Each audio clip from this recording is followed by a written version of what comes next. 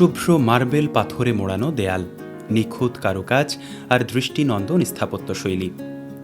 সামাজিক যোগাযোগ মাধ্যমে ছড়িয়ে পড়া কয়েকটি ছবি দেখেই অনেকের ধারণা হয়েছিল এটি হয়তো তুরস্ক বা মধ্যপ্রাচ্যের কোনো ঐতিহাসিক মসজিদ।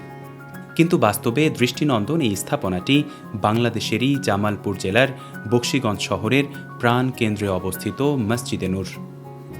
2016 সালে সমাজসেবক মাহবুবুল হক বাবুল চিশতির সম্পূর্ণ ব্যক্তিগত অর্থায়নে নির্মিত 2 তলা মসজিদটি এখন জেলার অন্যতম নান্দনিক ধর্মীয় স্থাপনা হিসেবে পরিচিত।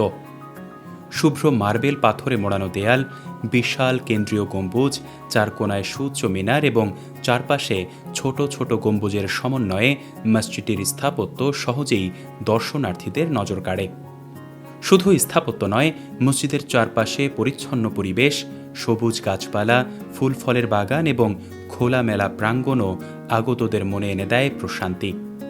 বিশেষ করে আকাশ থেকে দেখা মসজিদটির নকশা আরও বেশি আকর্ষণীয় বলে জানিয়েছেন স্থানীয়রা। একসঙ্গে প্রায় 2500 মুসল্লি এখানে জামাতে নামাজ আদায় করতে পারেন।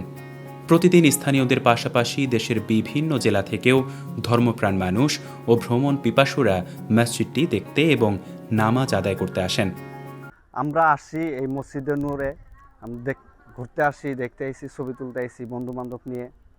ভালোই, খুব সুন্দর জায়গা, মনোরম পরিবেশ এবং অনেক মানুষই আসে, দূর দূরান্ত থেকে মানুষ আসে, দেখতে আসে। খুব সুন্দর জায়গা। স্থানীয়দের মতে মসজিদে নূর শুধু একটি ইবাদতের স্থান নয়, এটি বকশীগঞ্জের অন্যতম পরিচিত স্থাপনাও হয়ে উঠেছে। এই মসজিদটা হয়েছে 16 সালে। যিনি করছেন ওনার নাম হলো মাহবুবুর রহমান বাবুল চিশতি সাহেব, উনি শিল্পপতি।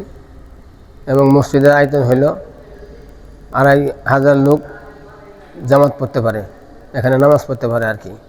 আর মসজিদে অসংখ্য লোক অন্য অন্য জায়গার থেকে আসে জুম্মার নামাজ পড়ে এবং আমাদের ইমাম সাহেব অনেক অত্যন্ত ওয়াজিং গুরুত্বপূর্ণ কথা রাখে। বহুত লোক এখানে আসে নামাজ পড়তে পারে।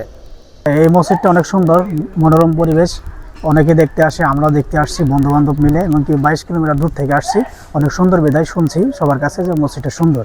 নান্দনিক স্থাপত্য, ধর্মীয় আবহ এবং মনোরম পরিবেশের সমন্বয়ে মসজিদটি এখন জামালপুরের দর্শনীয় স্থানগুলোর তালিকায় বিশেষ জায়গা করে নিয়েছে। ডেস্ক নিউজ, অগ্রযাত্রা প্রতিদিন।